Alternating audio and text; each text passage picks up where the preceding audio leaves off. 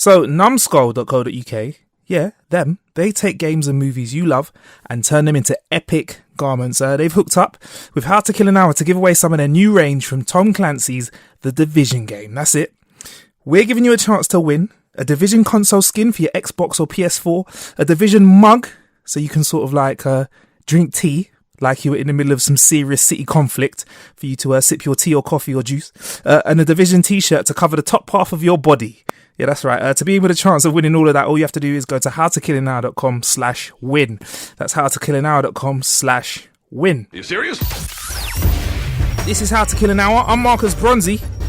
And I am Funk Butcher. It's me again. It's me again. There are many ways to kill an hour out there, but right now you're killing one with us. Big shout out to all those listening via the Apple Podcast app and Acast.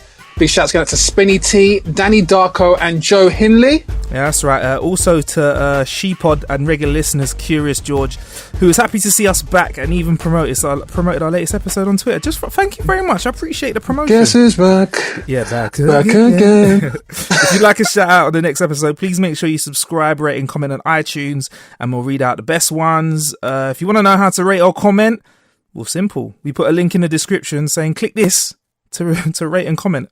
So you do that. It's that easy. That easy. Shout out to those that somebody actually said to me, one of my mates was like, have you explained that you and Funk aren't in the same room together when you lot do episodes together? And I was like, I didn't want to disrespect you as a listener by having to explain something that's that obvious, but Funk, you're not next to me, are you?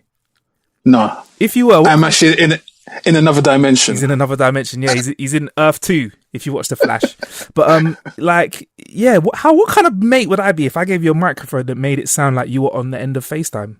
Coming up in today's show, I'm going to be talking about dying. I promise that it's not going to be that morbid. Some sick apps that I've been playing which makes me feel like I'm in a film. Well, what else we got, Funk? We're going to be talking about Apple, FBI and privacy. Yeah, that's right. And why you should never, ever trust a robot in your life. Never, ever. Skynet's real. And also some crazy cosmetics. That's all I can say. I can't wait to get. I can't believe that something that I really didn't think exists. In fact, I'm going to have to... I don't know. Listen. You'll find out. It's coming up. Anyway, time for the killer bits, man. I got a few Funk this week. Okay. How we kill a bit of time. I've been messing around with these Turtle Beach headphones I got a little while ago. Okay. If I'm honest. Are they nice? You know what? Yeah, they're called Recon 60p. Like Turtle Beach do loads of headphones, but the model I'm talking about are the Recon 60p. I'm not getting paid anything to say this, by the way. I like these. I like them so much. Doing it all for the love? Yeah. The sound's good on them. And the microphone's good on them. So when I'm talking to people in parties on PS4 playing games, they can hear me nice and clear. And if I'm honest, the headphones sound lovely. And I think they're only 50 or 60 quid if you want to get your hands on them. So yeah, the Turtle Beach Recon 60p's. I like them so much. I want to see if I can get a pair to give away to you. And you know what? I might even in the future, Funk, I'm going to record an episode wearing these headphones. I'm not even joking. Maybe next week. That would be a good trial run. You can actually see how good they are in the field. Yeah, in the field. Especially for all of those that are playing games like Division as well, boy. There's a lot of in the field behaviour. Actually, yeah, before I go on with my killer bits, bruv, I've been seeing videos about The Division, you know. Okay. It's this new game out, Tom Clancy, and like the story behind it is there's like crews of people in sort of, it's like post-apocalyptic, isn't it? That's the setting. Like the world's torn apart and there's like, basically teams of people shooting each other up. But okay, I don't know what it is about the dynamics of some of these war games that make people behave like they're in an actual war. There's this clip that I've seen online. We'll put a link up on Acast if you're listening. And there's a guy that rolls up on 3 people, and it's so stereotypically like an American film. He rolls up on these 3 people, and they're just speaking a different language to him totally. Yeah, shouting at him, saying, "Well, should we fuck him up? Should we kill him?" But he obviously speaks the language. He goes, "I dare you to kill me.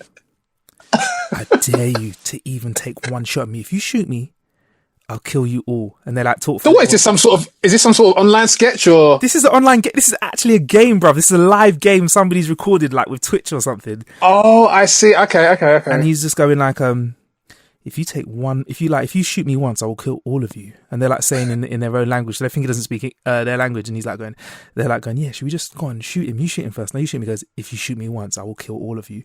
One of them like shoots him with a pistol, and he like proceeds to assassinate all of them one by one, and then he like watches, because it's like, you know, like what new age games are like.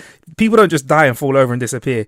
He shoots their characters in their legs and arms, and they like crawl away slowly. He's like looking at them as they die, saying, "See." It's actually getting scary because it's so realistic the way the actual cinematography is in a lot of these games. You think to yourself, damn, like the lines between reality and these games is getting real blurred. Yeah, man. Like there's even a guy that's managed to hook up GTA with VR, so you can wear a VR, like an Oculus Rift, and run around and play GTA.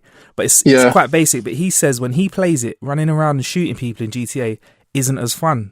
He finds it kind of scary because it's a bit too real. Does that make sense? Yeah, I can believe that. Because like, imagine like, you know, running around, being in an immersive world that's HD. It's too real for some people. So I don't know. Maybe that would. Mine's a bit of what's it called? We're getting closer to that age of Total Recall.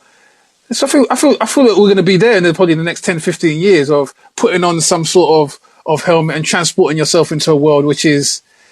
The lines between reality and that actual world are completely destroyed. You wouldn't be able to tell. So you mean like a world where maybe the world that they're in, the virtual world, might even be better than the real world to them?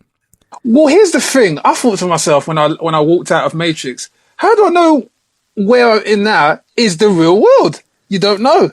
How do I know that, like the storyline of The Matrix, anyone hasn't seen it, here's a spoiler, that the robots actually have destroyed the whole world and AI is controlling things. So you've got this scenario where the AI is so sophisticated that you actually don't know what reality you're in, the computer's reality or the actual reality. So, I mean, I've seen some of the graphics on Metal Gear Solid, and some of the facial features and the expression, I think to myself, damn, Daniel. Damn, Daniel. Even with the new FIFA 16 and some of the characters' faces, they actually look like the football players. Yeah. I mean, what is FIFA 22 going to look like? Crazy. I mean, I'm all right with games like FIFA like that. I think they're just going to be more fun. They're just going to make it more immersive.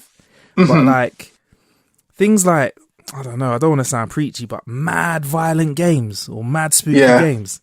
I don't know, I don't know if I can take it. And also, right, you got me thinking, there's a guy that's shout out to my real serious gamers out there. There's actually a game out there that they're creating that's like let me find the link for it, bro, because I was on. What's a serious gamer?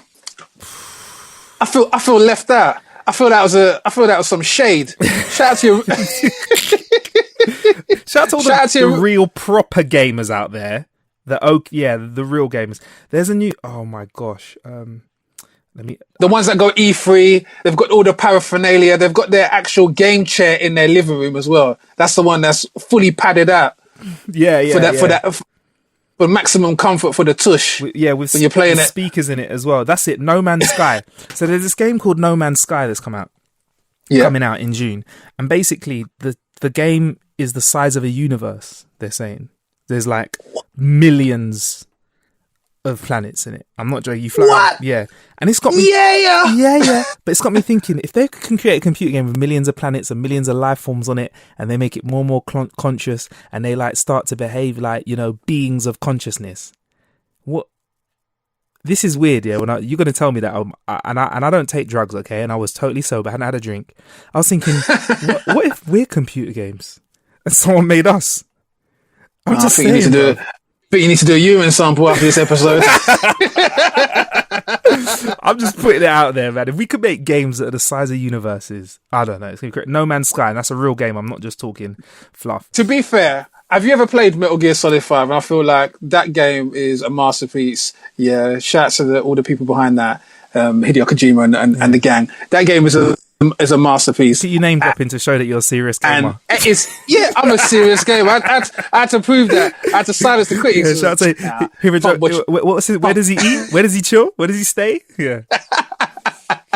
Probably think fuck what you already plays Mario Kart. Yeah. No, I'm a real serious gamer. I'm all about that life. So this game is absolutely huge, and I mean, in a sense of when you jump on the back of the horse, the main protagonist, Big Boss, you jump on a horse, you can literally go anywhere within reason.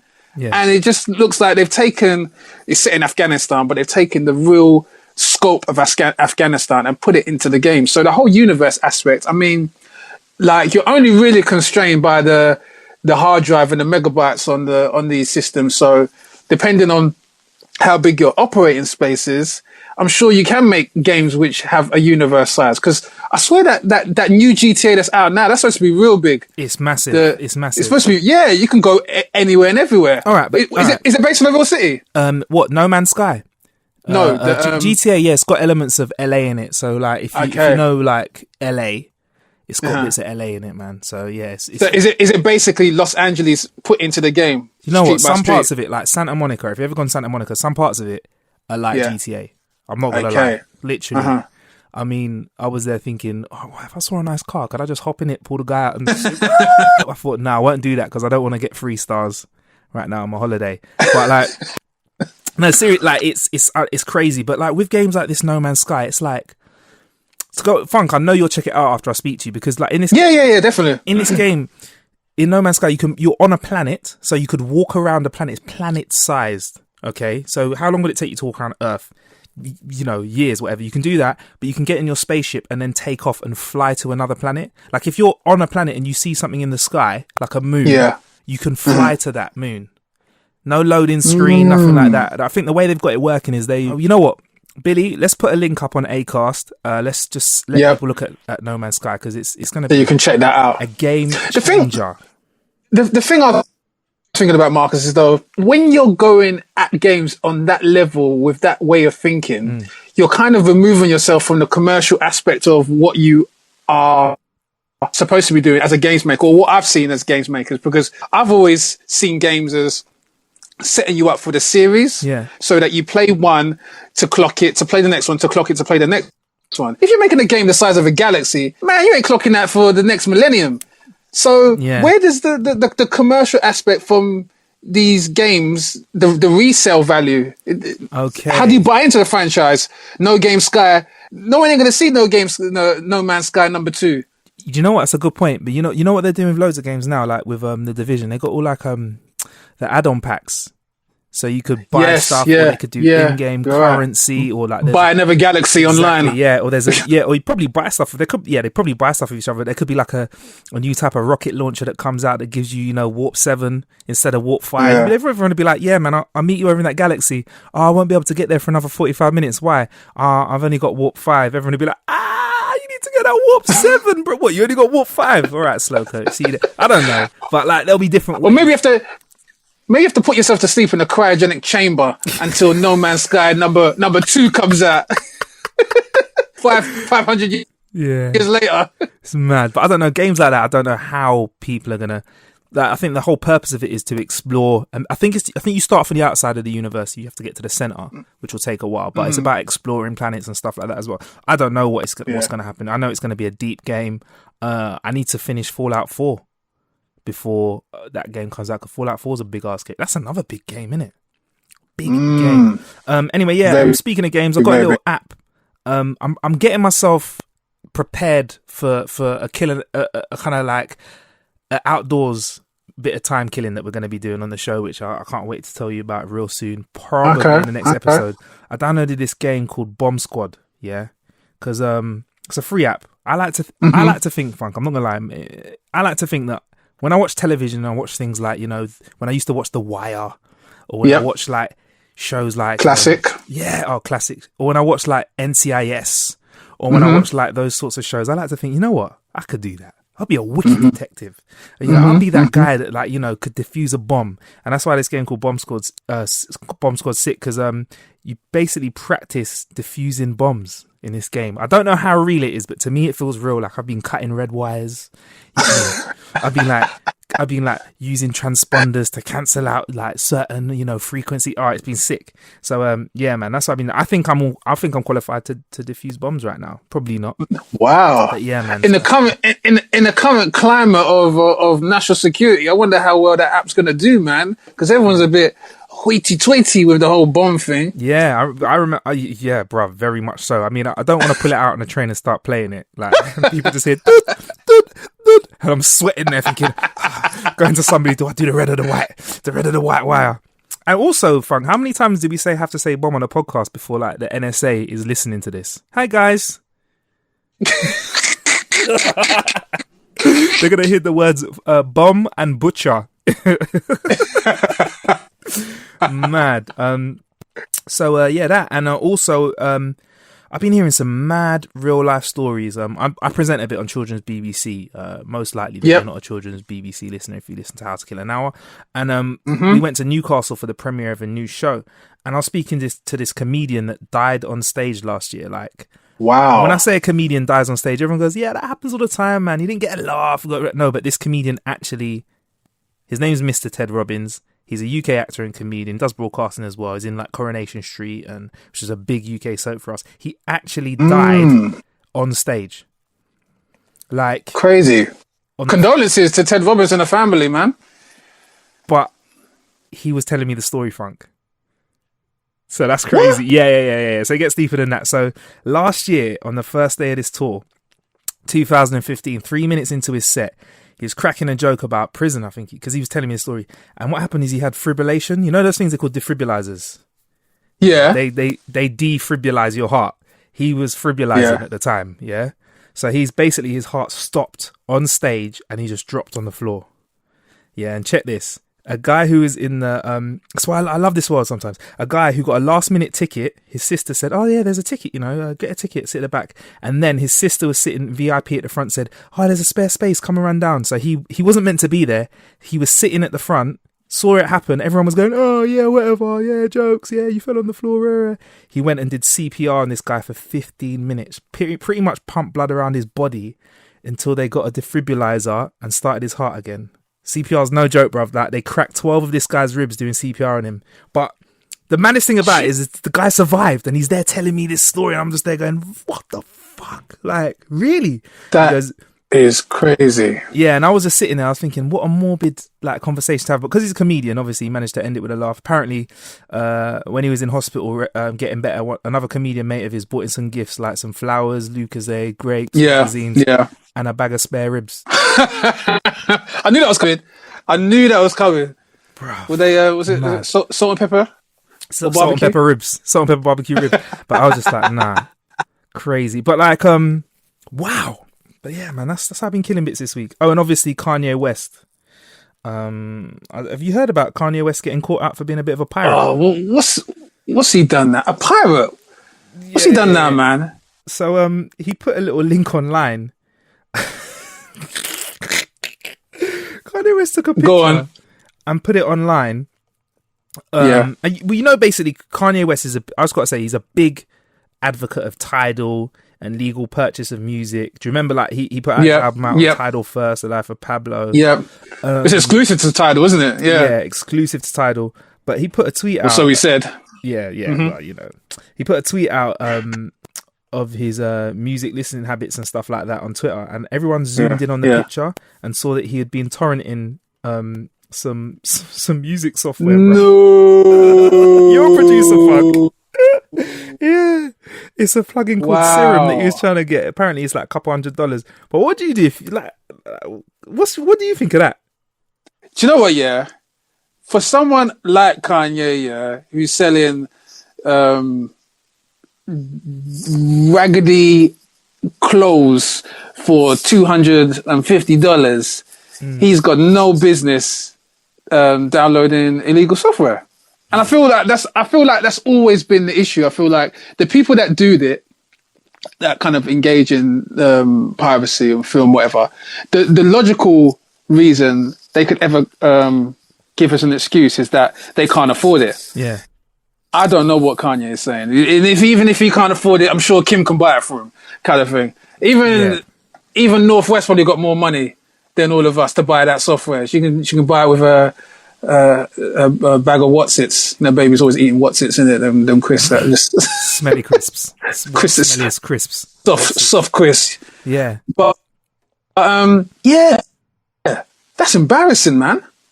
It is, isn't That's it? embarrassing. It's embarrassing for an artist like him who seems to champion the artist per se, and to be doing that. Kanye, Kanye, man. But he did say he's $53 million in debt. Do you remember that? He said that a few weeks ago. And then he asked, check this, he asked Mark Zuckerberg, yeah, the head of Facebook, for a loan. the owner, for a loan on Twitter. He tweeted it. Yeah.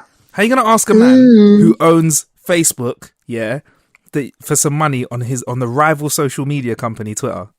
I don't know, man. That just, yeah, that's yeah. I see what you're doing there. You're putting it out in the, because what he did was out in the open. If you ask a rich man for money like that, you know, he can afford it. What is this? You know what I mean?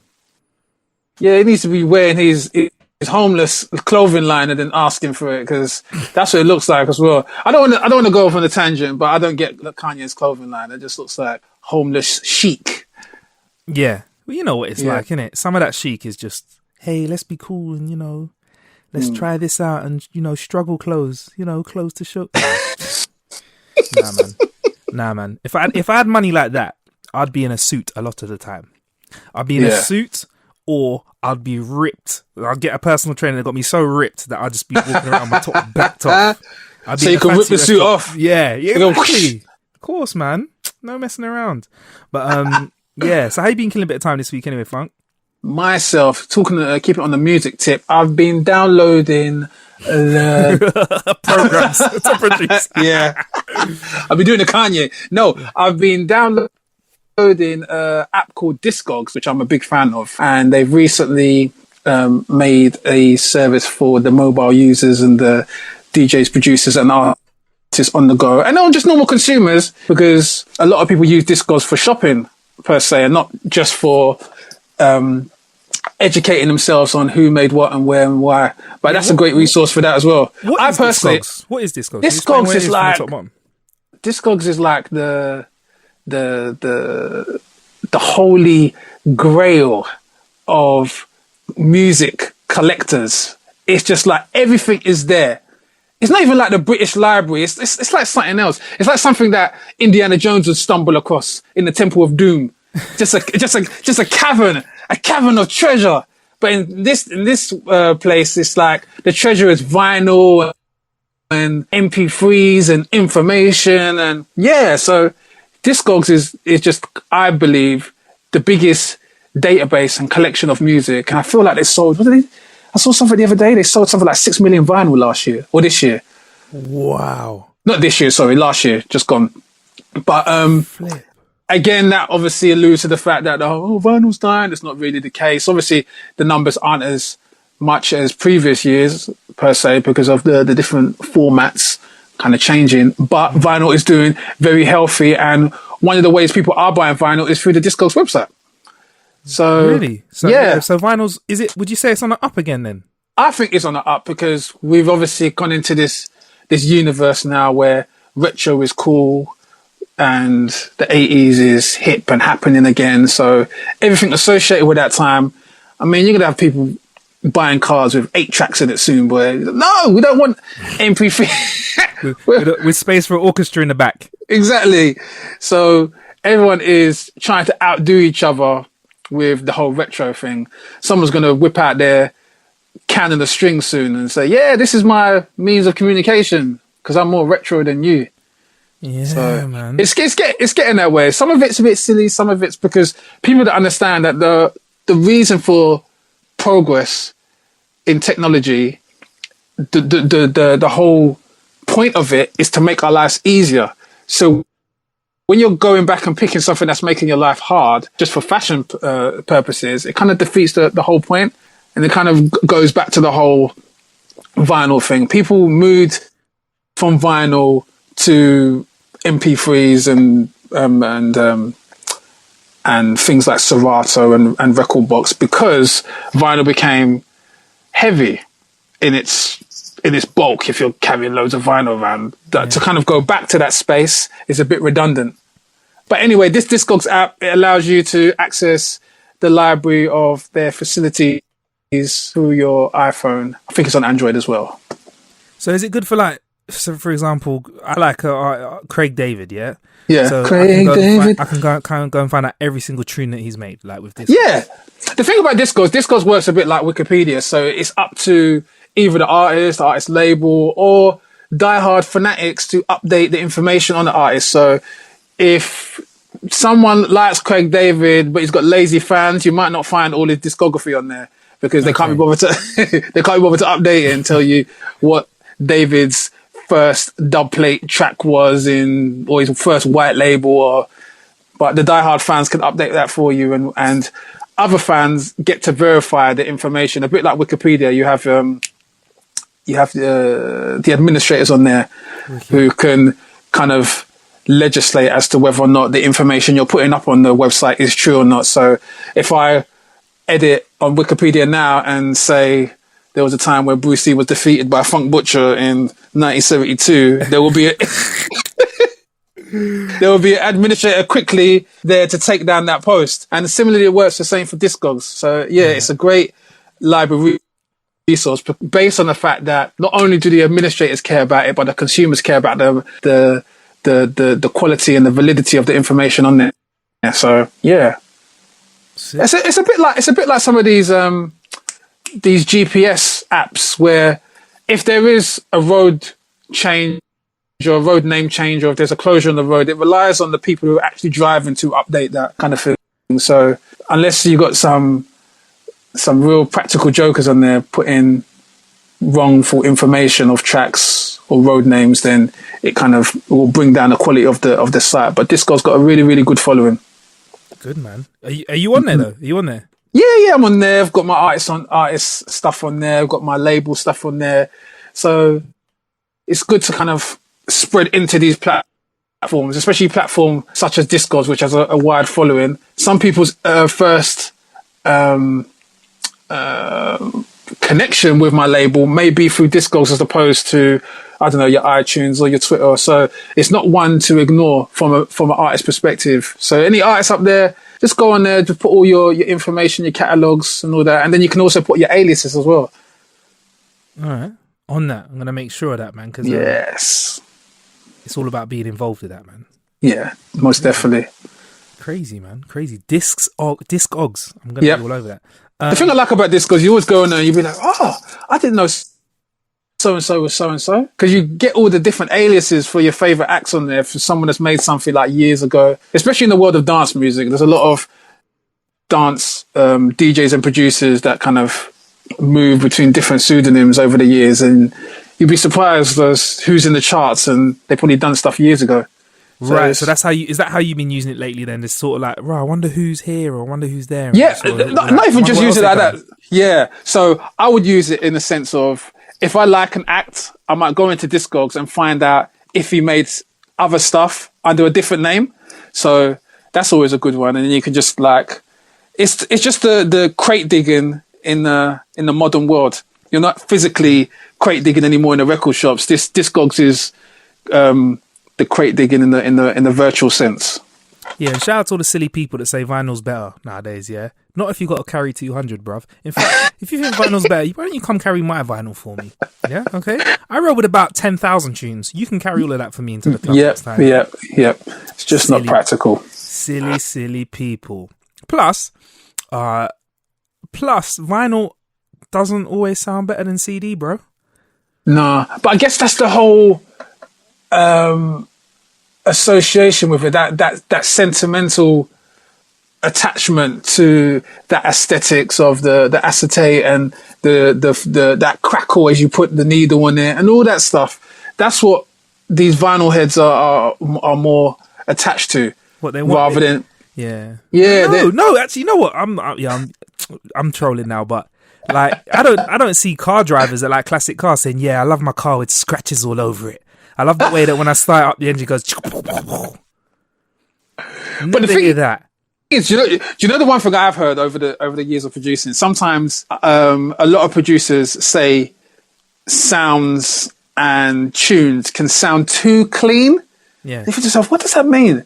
It's just like, have you ever been into a house, been looking at a house or seen someone's house on TV, or when they do that Channel 4 program where they look at these new builds that architects have made, and people turn around and say, this house doesn't look lived in. Yeah. It's like people want that little bit of mess or a little bit of imperfection because it makes it, I don't know, human. There's something non-human about something being too perfect, too rigid, too clean. So that's what vinyl, I think, goes back to that era, that world. So people want their vinyl lived in. Yeah, or flawed, or whatever. That's what they associate it with. I hear that. I don't know, man. I'm just like, it's a cute thing to have. Do you know what? Or maybe this is why people are more sentimental as well, Funk. The fact that it cost about 10 times as much for a record than it did for a tune. So you could only get one with £7 or whatever. Yeah. Maybe that's why. I mean, are you the kind of person that that misses the sleeves of tracks as well? Do you miss all that? Because that's another part of the vinyl head. You know, we used to buy the album and you used to have the sleeve in there, you used to have the lyrics in the back as well. Vinyl heads, they miss all of that stuff. Do you know they're very, very, very sentimental creatures. I'm ripping vinyl heads, but I've got a big vinyl collection. But I used to like the smell. Yeah. I used to like the smell of my records. It doesn't even make sense. There's nothing to do with the tunes. What's your record smell of? Well, the dub plate smelled like acetate. That wasn't as nice a smell. But the actual vinyls, it's the sleeves, isn't it? It's that cardboardy smell. I thought you were going to say chicken. Chicken. Yeah. Chicken vinyl. What's just a sauce? Yeah, from me on pirate radio eating. Why have they never done that? Why have they never done vinyls that like Smell-O-Vision? Yeah, smell of music. Smell of vinyl. Smell of vinyl. Smell a good vinyl. That's a smell a good tune. Yes. Another How to Kill an Hour idea. Last week they wanted to steal Muk African meals off us. Yeah. Muk fufu, Muk jollof. And Muk jollof rice. And then this week we've got I forgot what I just said. What is it called again? Is that good? I don't know. Smelly music. But yes. Anyway, Discord. Smell vinyl. Smell of vinyl. Sminal. Yeah. I'm going to get on that, man. I'm going to get on that.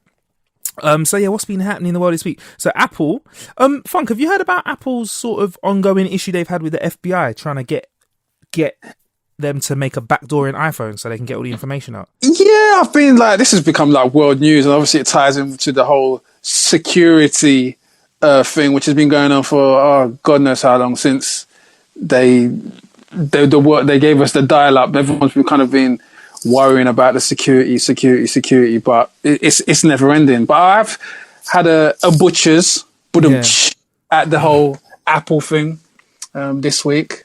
Yeah, it's to do with that San Bernardo's case, isn't it? Like Bernardino's case, where there's thing is though, we'll talk about where it came from first, like because like the reason that the FBI apparently asking for it is that there was a shooting where 14 people died.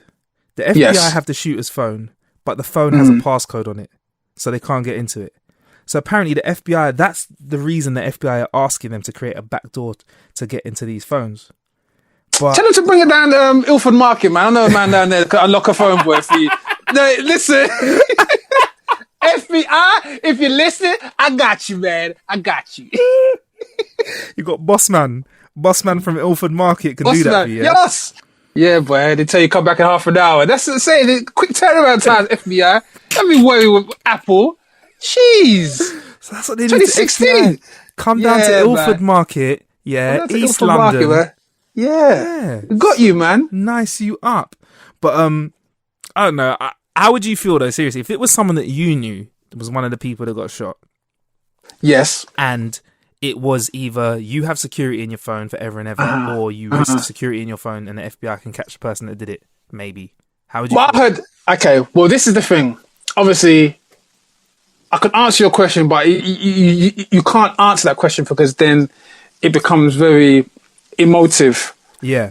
And this situation, you have to separate yourself from it. You have to be like, have your game head on, because this isn't a yes for that one phone. This is a yes for all phones. And that's what the problem is. This is what the FBI are trying to kind of be like, trying to run game and slip in there, the CIA trying to slip in there so that they can have this master key lock to all the iPhones, not just now, for the ones that are going to be created, iPhone 7, 8, 9, 10. Do you know what I mean? And that's quite a scary thing. I mean, even now, I'm not one of those tinfoil hat wearers that are scared of, they're watching us, like Mulder and Scully kind of thing. But you don't want to make that intrusion of privacy easier for some of these institutions, these agencies, because not all the people that work in these agencies have good intentions. Do you know what I'm trying to say?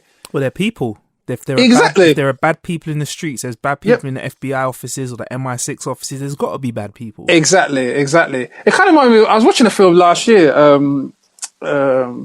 didn't download it like Kanye, but I was watching the last film last year called Legally, Kanye. Yeah, Kanye. It's a thing Damn, called a Kanye. cinema Kanye. Yeah, but no, I got this on DVD. This film called Black Hat, and it's about it stars. I see. It got Thor in it. Thor's Yes, in it. Thor, yeah. What's his name? Chris Hunter. What's his name? Chris Hemsworth. Chris Hemsworth. Okay. That's it. Yeah. Go on. Yeah. So Chris Hemsworth is in there, and he's still kind of got that Thor character. Like, I don't know why they use him, because as I believe, as I believe it, a lot of the hackers are kind of geeky and nerdy, but I guess he's fighting those stereotypes, diversity in Hollywood and all that. So Chris Hemsworth, Hashtag nerd so skinny. yeah, that's so skinny. So Chris Hemsworth is this hacker, and he's kind of working for the FBI to catch this terrorist who's breaking into security systems to kind of like manipulate the stock markets and all that kind of stuff. So I guess it kind of ties in with that aspect of what the FBI could use it for. They could not only use it to catch terrorists, but it's multifaceted. They can go at these people who are trying to hack into big companies and mash up the oil reserves and mash up this. And so it like what the FBI are saying is used for, I feel like that's just a distraction, because they could use it for many things. But the thing that obviously doesn't sit well with me is that condolences to obviously the people that died at the San Bernardino case, but this isn't the first shooting, and it probably isn't the only shooting that involved a shooter with a gun. It's like so people get it. If they have a backdoor to one phone, if Apple write a backdoor into a phone which even only Apple had the key for example, the FBI had the key for, someone out there would hack it. Like, and it's hackable. A backdoor is a backdoor. Do you get me? If I told everyone the backdoor to my house was locked, but everyone in the world tried to get in, someone would get in eventually. You get me? So yes, it's. I think it's from the FBI's perspective. Yeah.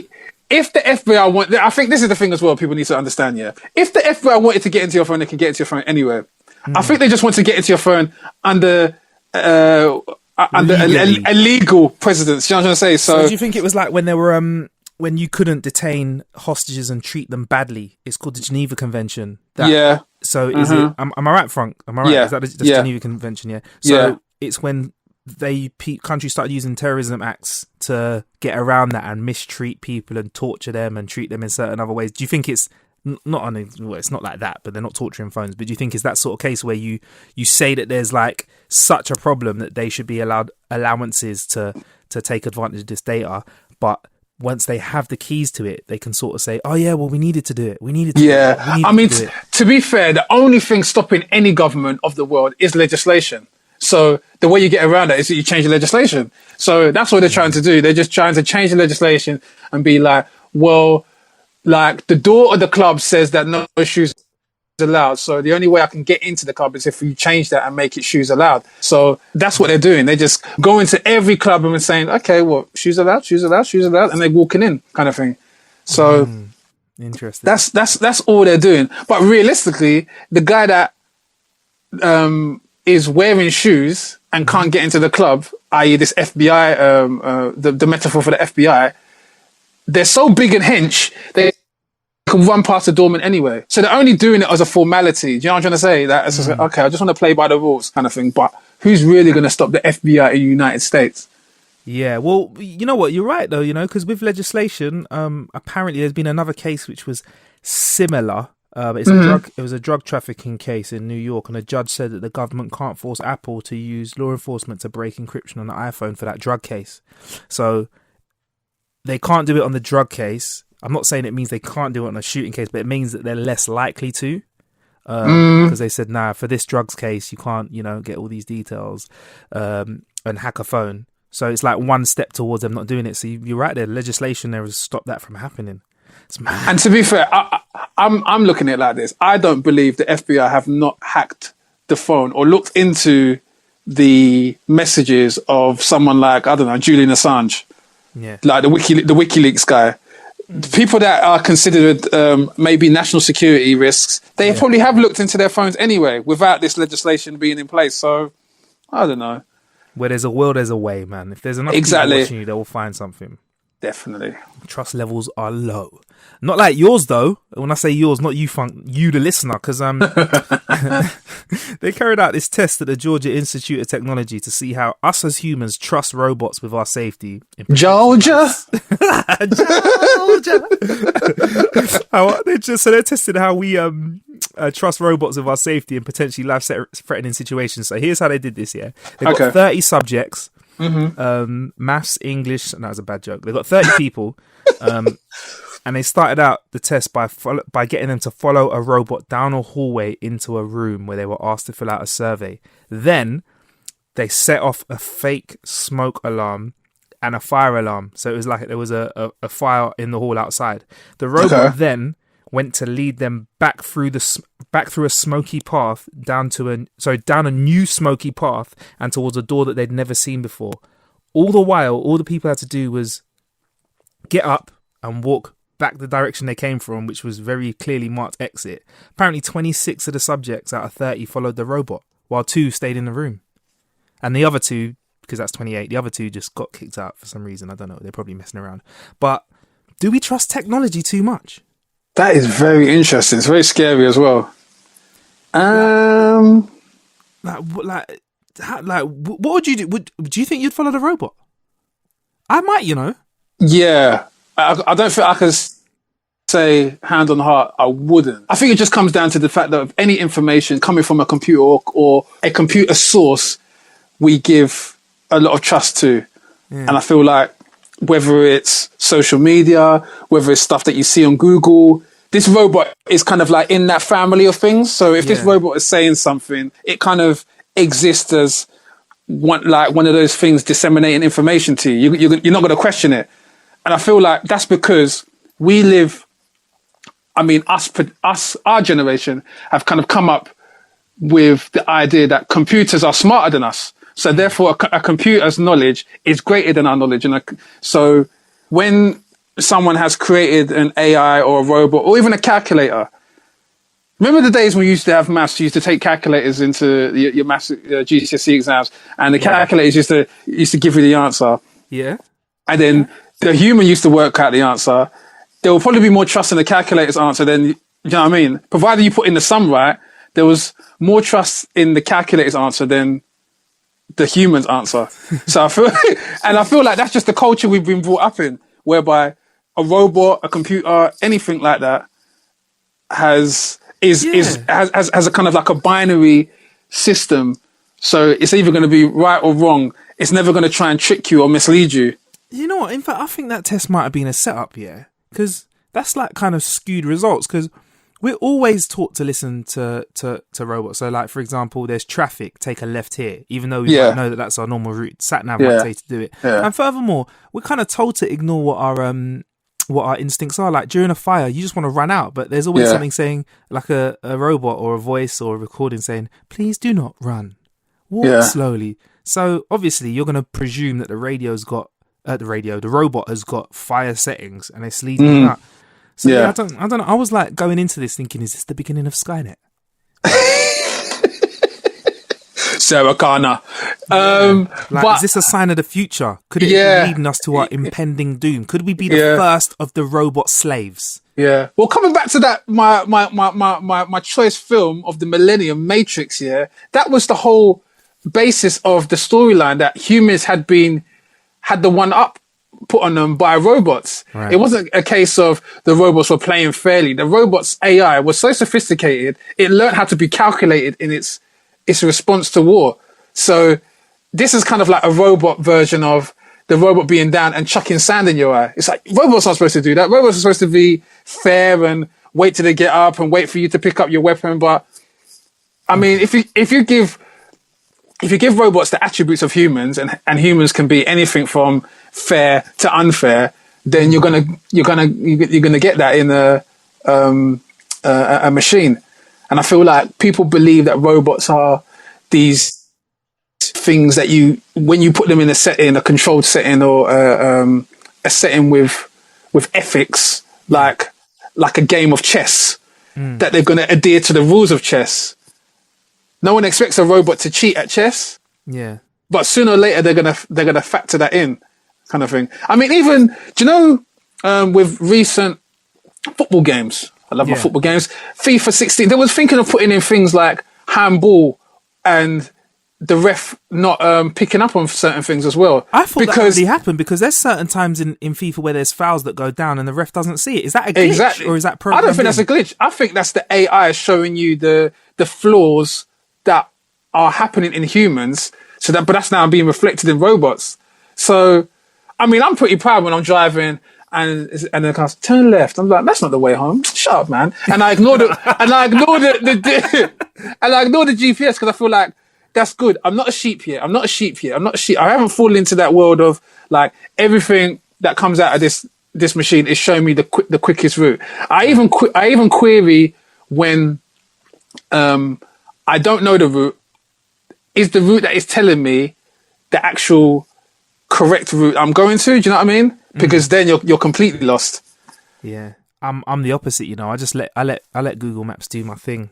Really? Even hack my Google Maps, and when I ask to go to Scotland, you're going to send me to Cornwall or whatever. But well, here's the thing. Yeah, here's the interesting thing, Marcus. Yeah, when the iPhone 6 came out, it had the operating system that came out with it. I think it was iOS 8. Or iOS 7. But basically it came out with the new Apple Maps. And I think if you remember correctly, Apple at that time were in a dispute with Google. Yeah. So there was an Apple Maps and the Google Maps hadn't actually been installed on the phone. And I don't know if you remember, the Apple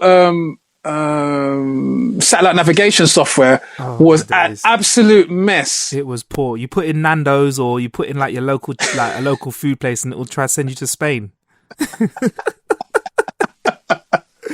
Oh my god! Yeah, you know. It just taught people a harsh lesson that here's this thing that you've been so reliant on, and look, it's fooled you. You put too much emphasis and reliance on it, and it sent you to Madagascar. So, man, but Funk, I don't want to read maps, man. Yeah, I don't want to read a map.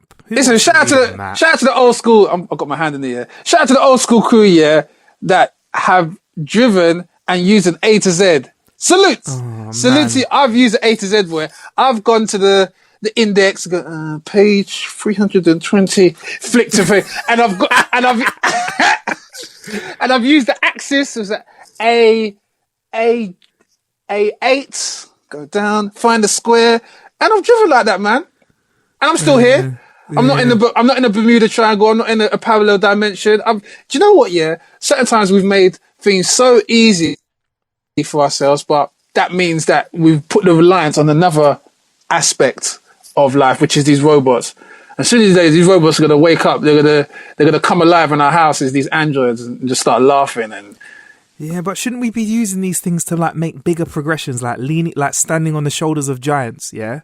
Shouldn't we do that with our technology? Like, shouldn't we, instead of me having to learn, that's like someone with a map, like, I don't know who invented maps, but that's like going back 100 years and saying, look at you reading maps. Yeah. Look at you reading maps. Why don't you just lick your finger and put it in the air like me, find out where the wind's coming from, calculate what time of day it is by looking at the sky, takes out a rock with a stick in it and goes, look, this is my my sundial. I've also got a compass in my other hand. What the hell are you using this map for? I don't know. I just feel like sometimes you should lean into technology a bit. Definitely. And I feel like technology, I don't mind leaning into technology, and certain times I used to beat myself because I want to be like Bear Grylls. I wanted to be that kind of person when you're lost and you lick the floor, he went that way kind of thing. I wanted to have that skill set where you walk into the bushes and you look at the broken twig, you went through here kind of thing. Like, I wanted to have that skill set, but I understood that if you can't, it's always easier to rely on, let that thing do it, let that robot do it, let that robot tell me where to go, or, do you know what I mean, rather than follow the North Star kind of thing. Like, all this we've made this mess for ourselves. So when it comes to the stage in 3022, when the robots say, aha, we know everything, you can't do nothing, you can't cook, you can't clean, you don't know where you are, that's it, let's get them, boys, kind of thing. How do you think they devise their takeover? They think all the robots in the world will go, toilet robots, at the end of the month, we will not replace the toilet roll. Listen, they will The world will go ape shit. That's a pun. There will literally be ape shit everywhere. Yeah. Everywhere. We will be apes. This is the thing, yeah. That is no different from when you watch Planet of the Apes. That's just us, but we're the apes, and then the humans are the robots. So that's the film in the future, kind of us trying to fight the robots. How do you mean?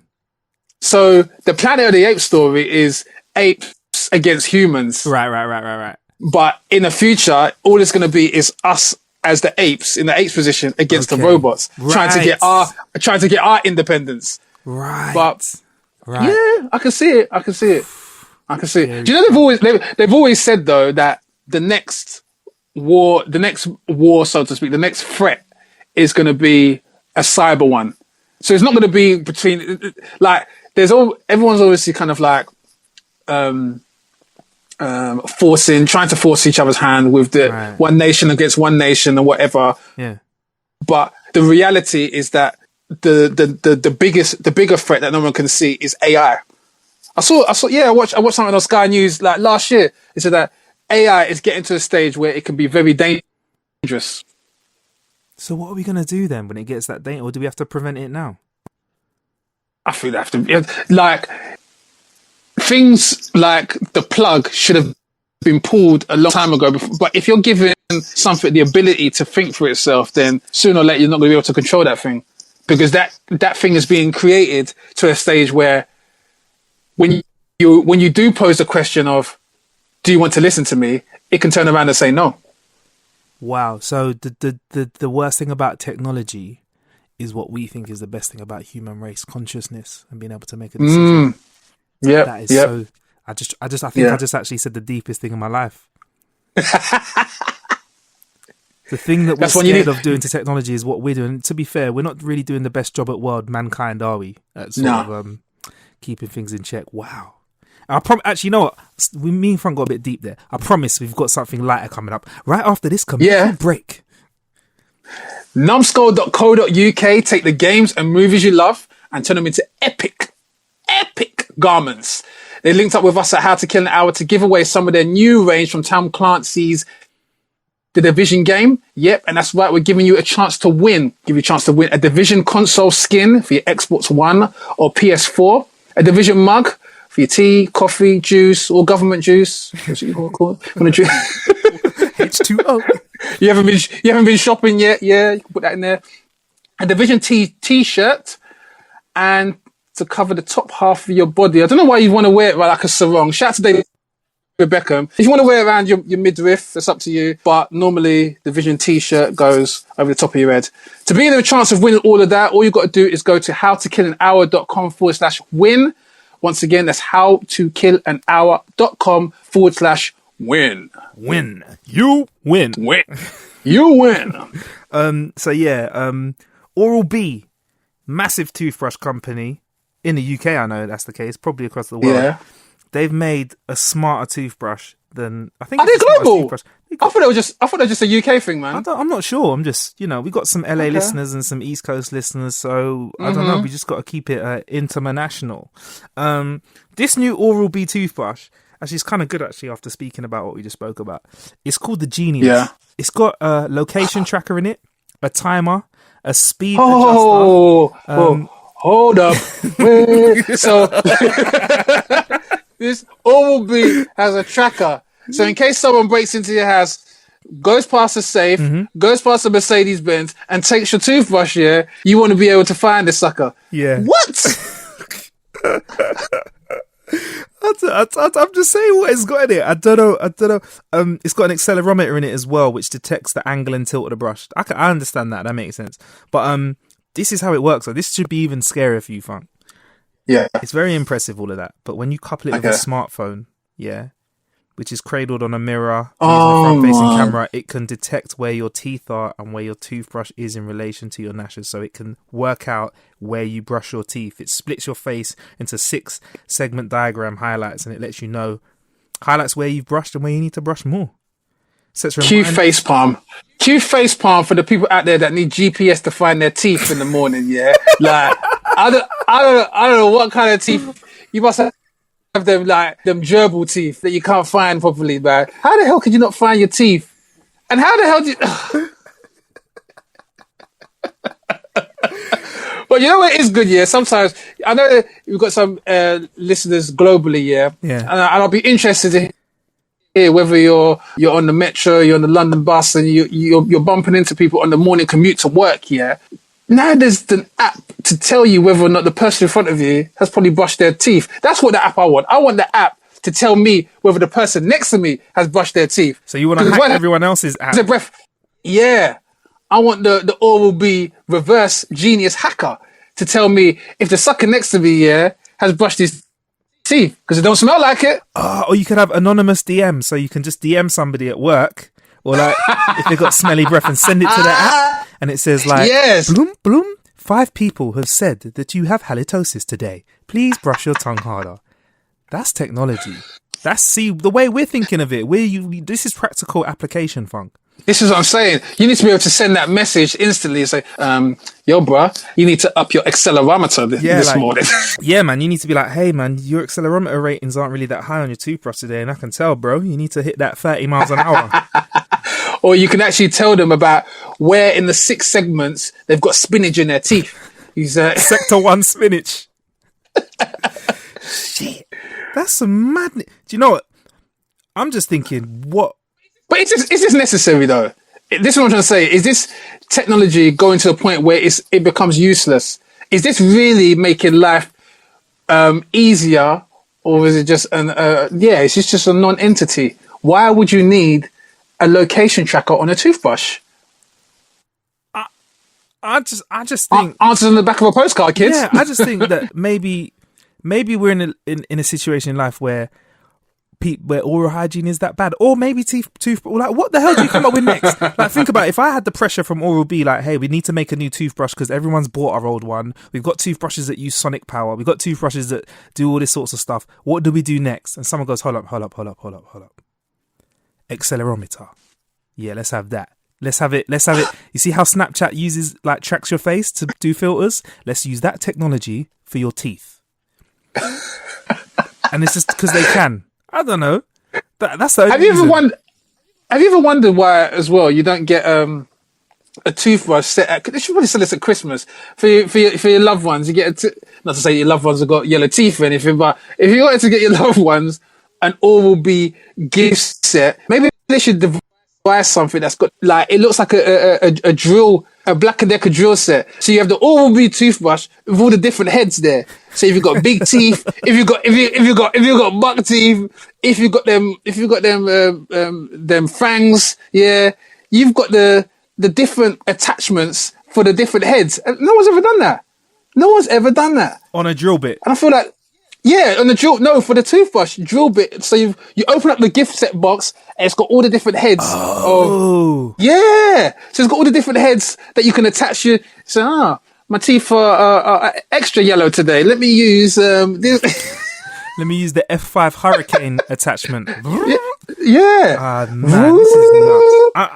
I'm not sure what I don't know if I could buy that for a family member without getting a slap. And also, like, what else could be smart next? You reckon there could be a smart brush for the hair? Yeah, or a smart sponge. One with an accelerometer in it that says, listen, and also a GPS in it that says, listen, you didn't do enough scrubs down low today.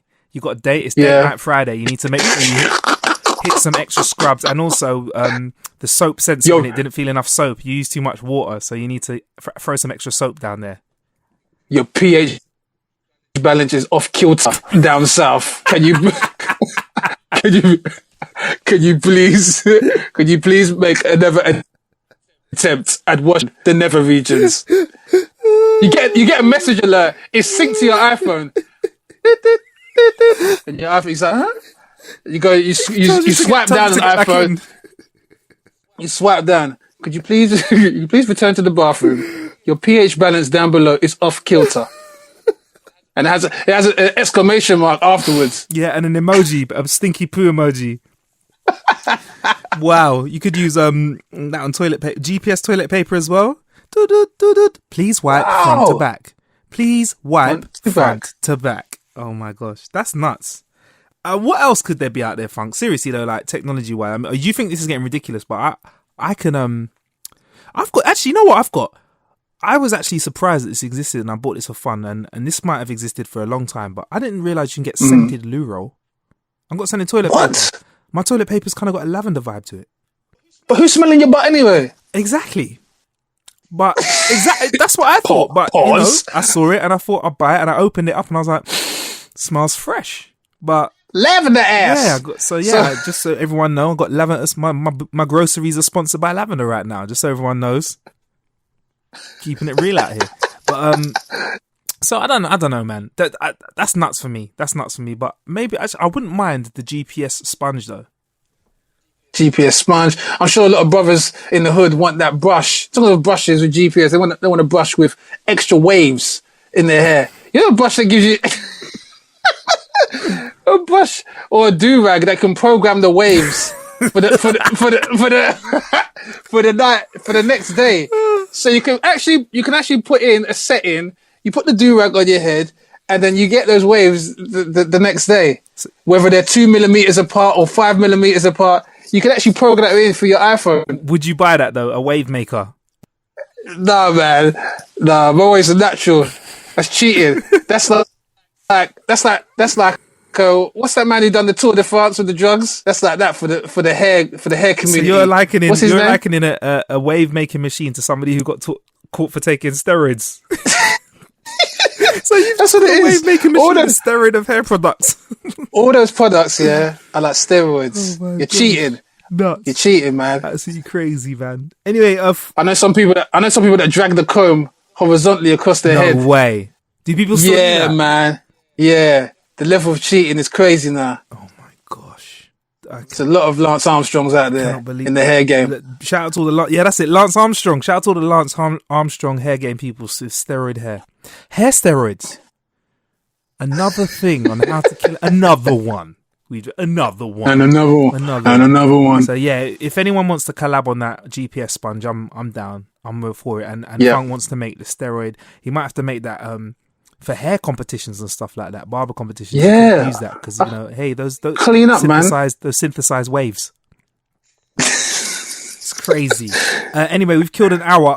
We might have something special cooking up on the next episode, or we might drop it as a bonus depending on how much audio we get. But we've done an hour, Funk. It's clean and tidy. Already? Yeah. Real quick. And another one. Another one. But yeah, man, please don't forget to subscribe, rate and comment on iTunes. We'll big you up like we did at the start of the show. If you don't know how to Yeah. rate or comment us, we put a link in the description. Just click that. I've been Marcus Bronzy at Marcus Bronzy on Twitter. I've been Funk Butcher at Funk Butcher on the Twitter. Yeah, right. There are many ways to kill an hour out there, but thank you for killing one with us. Yeah, peace. Numscore.co.uk, take games and movies you like, turn them into epic garments. They've hooked up with us at How to Kill an Hour to give away some of their new range from Tom Clancy's The Division game. Yeah, that's right. We're giving you a chance to win a console skin for your Xbox or PS4, a Division mug for you to drink tea, coffee, juice, or whatever fluid you like to drink in your spare time out of it, and also a Division t-shirt, which usually, Funk says, you put over the top of your head and your arms out the side. But to be fair, once you get it, you can wear it however you want to. To be in with a You can swing it around your head like, woo! Woo, Division! Yeah, don't do that with a mug because you might let go and hurt someone. To be in with a chance of winning all of that, all you have to do is go to howtokillanhour.com/win. That's howtokillanhour.com/win.